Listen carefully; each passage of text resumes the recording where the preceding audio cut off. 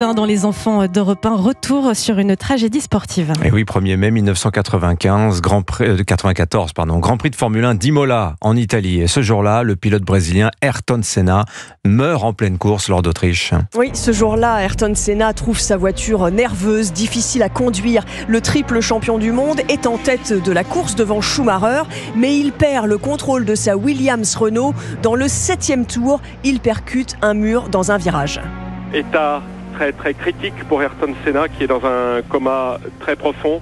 Il a le front défoncé et souffre de nombreuses lésions cérébrales et le médecin a précisé qu'il n'y a pour l'instant aucun symptôme positif de reprise.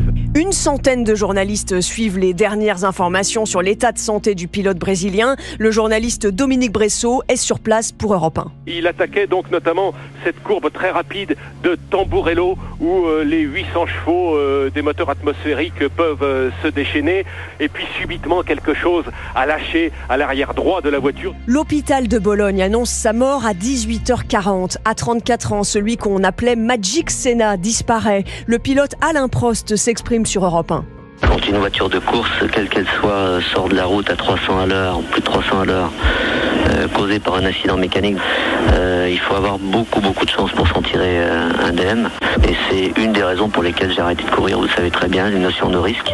Au Brésil, c'est une tragédie nationale. Le champion a procuré tant de joie aux Brésiliens et surtout tant de fierté nationale. Il était très proche du peuple. Ils ont appris seulement après sa mort qu'il n'arrêtait pas de faire des chèques de 100 000 $, c'est-à-dire 600 000 francs pour aider les déshérités. Et toujours, il avait exigé qu'on ne le sache pas. 4 jours après l'accident, la dépouille d'Ayrton Senna est rapatriée au Brésil. Toutes les voitures ont de petits drapeaux noirs. Le Brésil est tellement en choc et la famille n'a pas eu le droit de le faire l'enterrement dans une cérémonie intime. Le Brésil n'a pas vécu une catastrophe si grande. Jamais. Bon, il y a des gens qui pleurent dans la rue, comme ça. Dans le pays, un deuil national de 3 jours est décrété pour celui qui était devenu le symbole du Brésil qui gagne. Merci Laure d'Autriche. Il est l'heure de jouer avec Europe 1. Europe 1. Et cette semaine, Europe 1 vous offre un très beau cadeau, une parenthèse